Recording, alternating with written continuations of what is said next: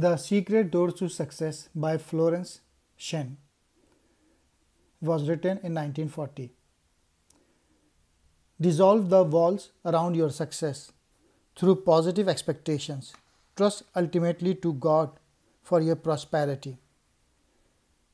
Your ships come in over a don't care sea. We have all observed that success has its own time frame and often comes quietly when we least expect it. Life has a way of shaping itself to our expectations, good or bad, author says. Therefore, let your thoughts and actions express relaxed, unwavering faith. Most people give up just before something great is about to happen to them. Success is a system, author claims, in which courage and perseverance are important elements.